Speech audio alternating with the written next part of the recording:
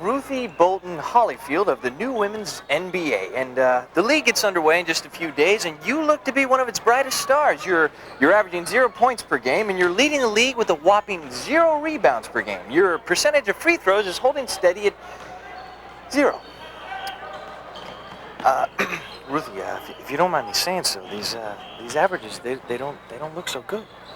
Well, it might help if we played a game.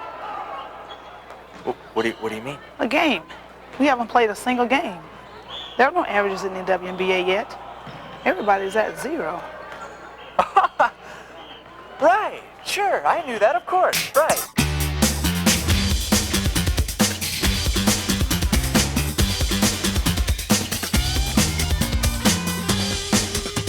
Four figures, put your brain in the game. The WNBA is often shooting now, but it wasn't so long ago that the entire league was just getting underway. Now, let's think about that for a second. Let's say the first game of the new league is the Sacramento Monarchs with Ruthie Bolton Holyfield. Ruthie gets the ball, breaks down court, slips through the defense, and sinks a jump shot. Ruthie Bolton Holyfield is now the WNBA's leading scorer with an outstanding 100% shooting average. Of course, that's not going to last for long.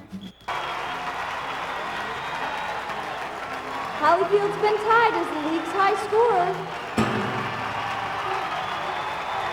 Holyfield's been pushed into second place. What has happened to Holyfield? Her shooting average has plummeted to 50%. You see, when the WNBA first started, there were no statistics, no numbers to go by. And basketball fans love their numbers. Well, now she's up to 66%, which is up 36%. Of course, the league average is 71%, so I guess she's still 5% off the mark. So, the first one to score in the WNBA was the league's highest scorer. Until somebody else scored. You see, everybody started at 0. At a basketball game, there's always a table full of people at the sidelines, right? Well, they're there to do more than just get crushed by the players. These are the game's statisticians, and their business is numbers, because that's what statistics are, numbers. In statistics, when we collect numbers, we don't call them numbers. We call them raw data. That's just a mess of numbers. But when we use these numbers to find the relationships between things, it's called statistical analysis.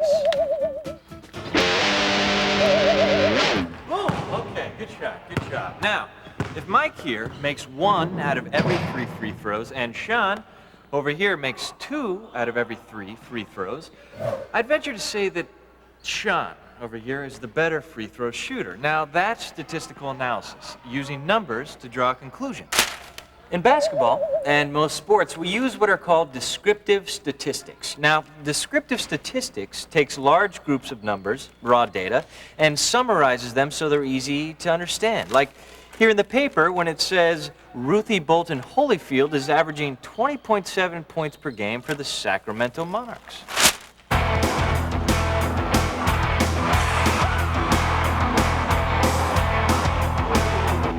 The other main branch of statistics is called inferential statistics.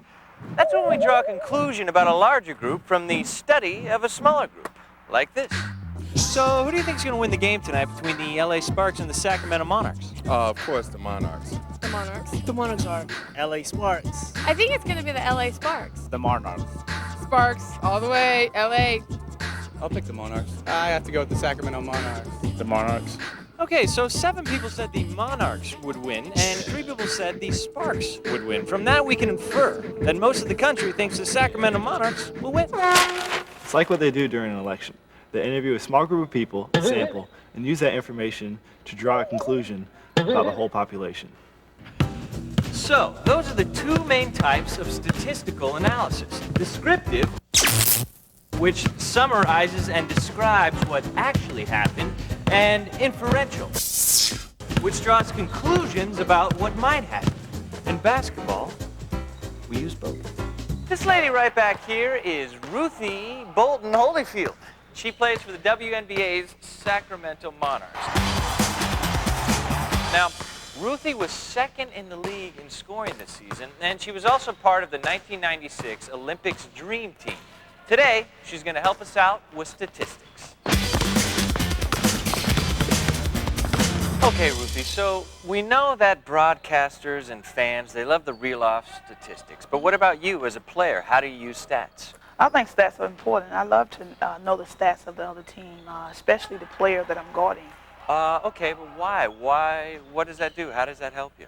I think it would be good to know that the player that I'm guarding is a three-point shooter, because I wouldn't be able to allow her a lot of space, because if I did, she would probably hit a three-point shot in my face. Probably. Probably. Ooh, boy, was that ugly. If I shot 10 free throws and all of them missed, I'd be 0 for 10 on free throws. Now, that would give us a number for what actually happened. Now, from that number, we could draw a conclusion or a hypothesis, and that would be that I'm a pretty lousy free throw shooter. But we could also draw another hypothesis, and that would be that I would probably miss my next free throw.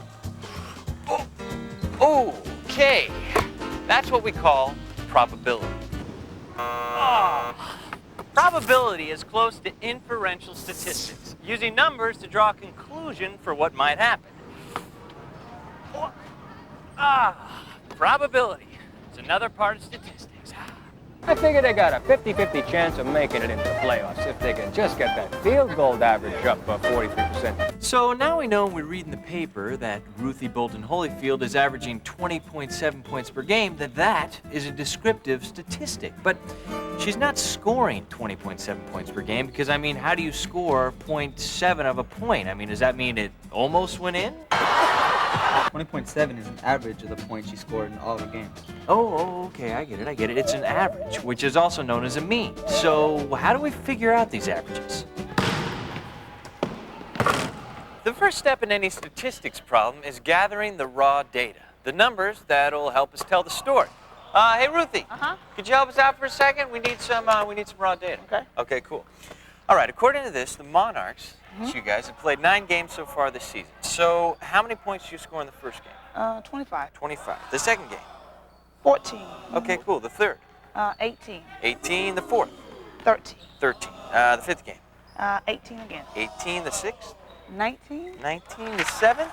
22. 22. Very nice. The eighth game? 24. 24. Okay. And the ninth was? 34. I was in sort of a zone. She was in the zone. You heard her. 34 points. Okay. Well, there we go. Our raw data's collected. That's 0 for 3 or... Of course, that's 0 for 3 or 2 for 4. Okay, fellas, so what can you tell me about all these numbers? Well, they look pretty good. Yeah, they do look pretty good, but let's say we wanted to open the paper and see how Ruthie Bolton Holyfield was doing this season. I mean, what would all these numbers tell us? It'd be much easier to understand if we had an average. Okay, so how do we find out an average? Well, first, we have to add them all up. She scored a total of 187 points in 9 games. So we divide the total number of points by the number of games, 9, and we get our average, 20.7 points per game. By taking an average, we've come up with a number that tells a story. The story of how Ruthie's played so far this season. That's what statistics are. Numbers that tell a story. Cool, right? Now, if we arrange our data in numeric order, we can come up with another cool statistic, the median. The median is really simple to find. You just take the middle number, 19. That's our median. Now, if you have an even number of scores, you take the average of the 2 middle numbers to come up with the median. In basketball, and in most sports, the numbers we talk about most often are mean averages. Now, these people at the tables on the sidelines, they're collecting raw data. They're counting the number of shots and hits and misses and rebounds and all sorts of stuff. Then at the end of the game, they take the mean average for all of the numbers. Now, if you don't think statistics are a very important part of the basketball game, then you better think again, buddy. I mean, look at this. This is a whole page of statistics, man. They got statistics for everything. They got statistics for rebounds and three-pointers and free throws. And I mean, you take a look at this. It can tell the story of a whole game. Well, not the whole story. Not the whole story. Not the whole story. There's always a story behind the story. I mean, if we look at the statistics, it looks like Ruthie's having a pretty good season so far. 20.7 points per game. It looks good on paper, but, okay, Ruthie, so you averaged 20.7 points per game this season, which is great. But one night, you only scored 14. So what happened that game? I was not in a good rhythm. You didn't have a rhythm going. So what do? What happens when you have a bad game?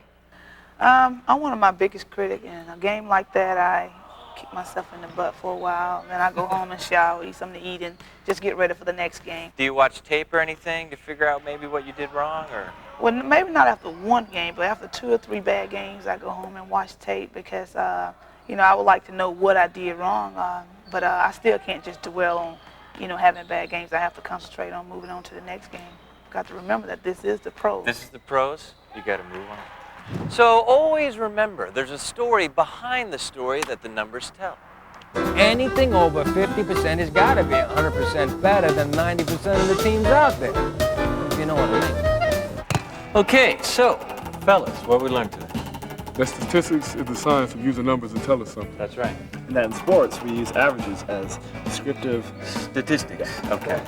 And to find the mean of the numbers, we just add up all the numbers and divide by the number of numbers. Okay. And the numbers tell a story, but sometimes not the whole story. Wait a second. Sean, did you learn anything today? Yeah, I learned what everybody else has said already. Okay.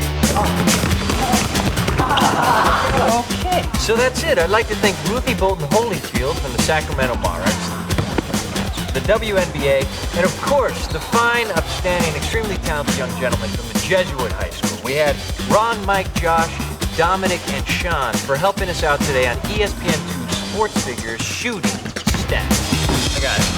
Whoa!